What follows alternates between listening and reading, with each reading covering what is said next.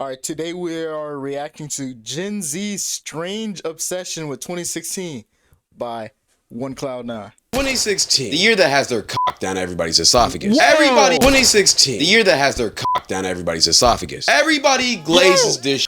I glazed 2016, Lil Uzi. You already know. 21 minutes and 20. 21 minutes and 20. Come on, man. To no ends meet. No matter how good a year can be, it will never be better than 2016. Like, I get 2016 was fire. It was really a good year. But this generation and millennials are just so obsessed with this shit. Like, y'all act like no other year has been good besides that year. While I was 10 during that time, so I might not understand the full implication, I've been wondering for a minute, why is everybody so obsessed with 2016? Besides the fact that sports, music, and media all peaked during this year. And the main reason that I found is because of 2020. What happened with 2020?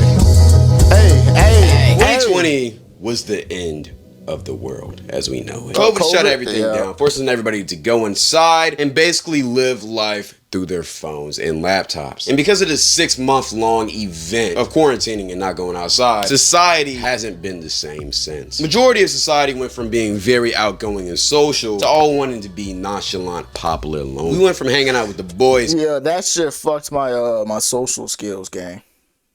Like, I was indoors for like a long ass time. Lost all my social shit. Then when I got my job, I was fucked.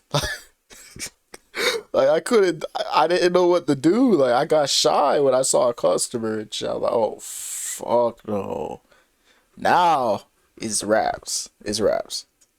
And going to parties on Fridays and Saturdays, just staying inside playing Fortnite and GTA. And we went from actually talking and interacting with women in real life to only being able to talk to them through messages or FaceTime. Not to mention, if we wanted any physical intimacy with anyone, we would have to use our hands, which turned everybody into gooners for about 6 months. Don't lie, we all went through that phase. We, yes, I said we. Stop lying to yourself. And while it's been 5 years since these events happened and we have progressed a lot throughout society, a lot of the consequences from that year still remain. One of them being the significant rise of social media. Before 2020, TikTok, social media and content creators were still very popular. Ever since that year, this shit has exploded beyond belief. The popular thing to do nowadays isn't to be a rapper or an actor, it's to be a content creator. Kids are dead growing up wanting to be this. People would rather stay inside and smoke and chill than go outside. Is this dude playing a Tyler the Creator beat?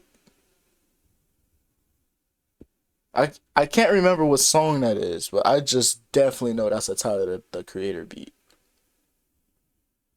I just can't prove it.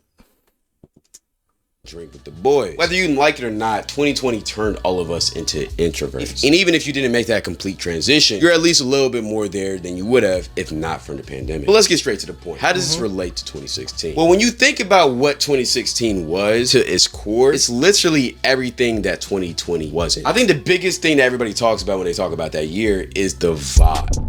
The average weekend in 2016, I'm literally on the way to a function whose address I got off Snapchat. I'm in a packed car, blasting EXO Tour Life, screaming that with my location off, knowing that I'm gonna be home way past curfew. That was back when Instagram was still lit. We had World Star popping off, memes were trending. There was no TikTok, there was no brain rot. People actually could talk to people. There was no like attention disorder. You could literally be having a conversation with somebody and get to know them and not be like checking your phone every 5 seconds. When they're teenagers, I'm gonna be thinking in my head like, losers! Loser! Like, what do you mean you sit at home watching people stream? Go do something! It was just something in the air that year. You couldn't explain. The world just kind of felt like a community. Maybe it was because of all of the challenges, new dances like the dab, the mannequin challenge, hell, the rise of Pokemon Go. Pokemon Go to the polls.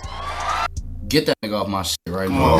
Get that. Whatever it was, life just felt more together back then. There were so many things to be a part of in an era where the internet was still fairly new to being popular. It was like the perfect climax of social media meeting actual real life and joining together to just create a perfect vibe. I think 2016 is such a nostalgia and mixture because that was like the last peak genuine year. Meaning that was the last genuine year of vibe. Like how I think of 2016, that's when me, my generation, we were like at the peak of this social media stuff. It was having its rounds, but no one really knew what it was. So no one really knew what it was to be an influencer, or no one really knew what social media was. It was still just throwing stuff at the fan, just going with the vibes. That was like the last year of what we know before everything just turned superficial. And then right after that, my generation, shout out to the 25 and 26-year-olds, I can't pinpoint it, but we crossed over into a different sector in 2017. And if you know the feeling, you know the feeling. But after 2016, it was just like 2016, 17, 18, 19, 20. And from there, everything just kind of been in limbo. And like I said before, one of the most obvious reasons for our obsession with this year is because everything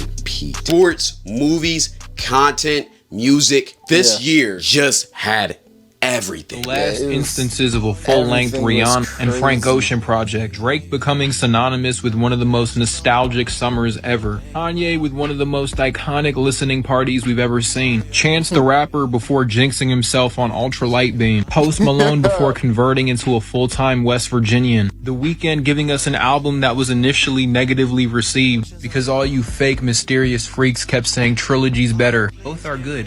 Shut up. YouTube had content that wasn't just balloon popping and weird vlog. Basketball at the collegiate and professional level was peak. Blocked by James. You would see a fine woman at Target and just think about her the rest of the day. Now you just scroll on your phone and say damn and move on. We're in a revolving door of situationships. Nothing feels sacred anymore.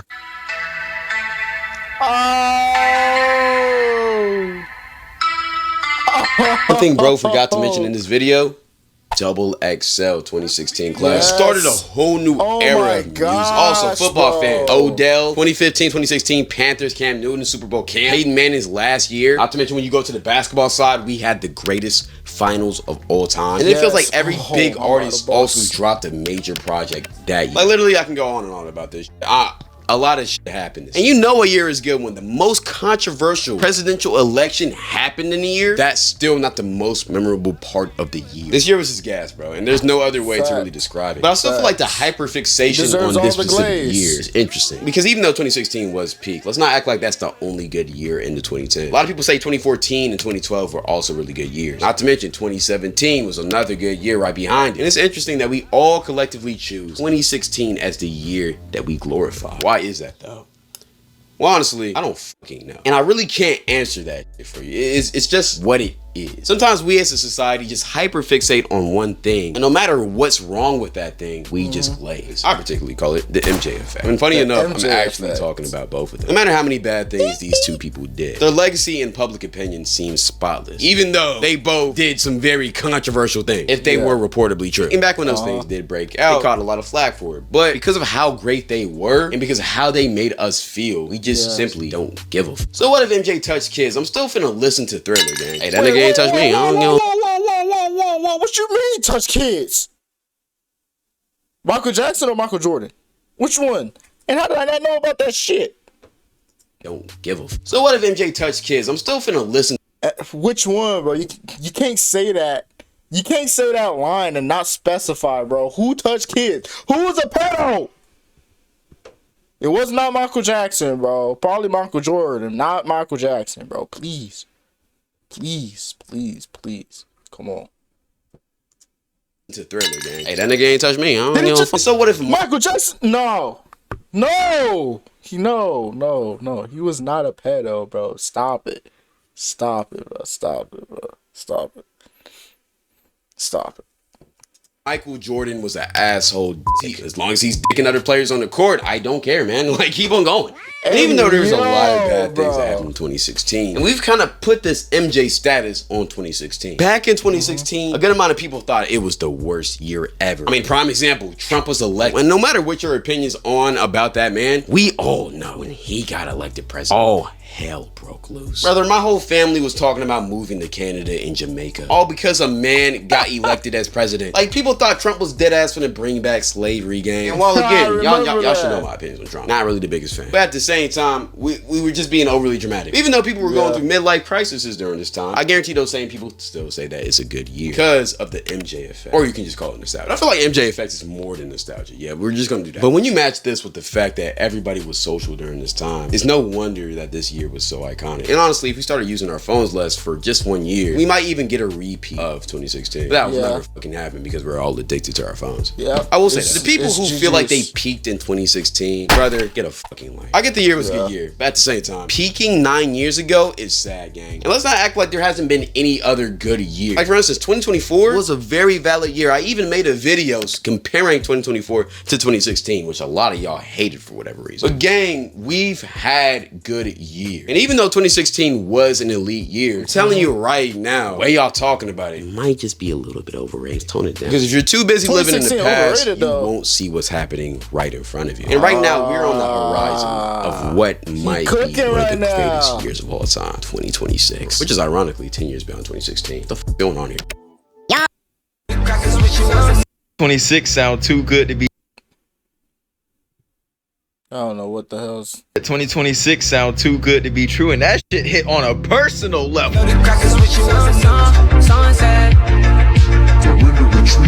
Plus, the way that this NBA and NFL season is looking, it's going to be one of the greatest playoffs for both individual leagues. Same thing with CFB. We all know March Madness is going to be crazy. I truly think that 2026 is either going to compete or surpass 2016 finally. But if you're still stuck on the past, you won't be able to enjoy the present. So, guys, let's let 2016 go. It was a great memory. But I guarantee half y'all who are glazing it were only like 5 or 6 when it happened. And if you weren't, you were like 10 or 11 or 12, just like me. So let's stop acting like we actually lived that shit. And let's enjoy the year that we're actually gonna get to live through. But besides that, let me know your opinions down in the comment section now. But let's go stay fly as always. Follow my live I feel it, bro. I feel it. Fire video, Cloud. Fire video, man.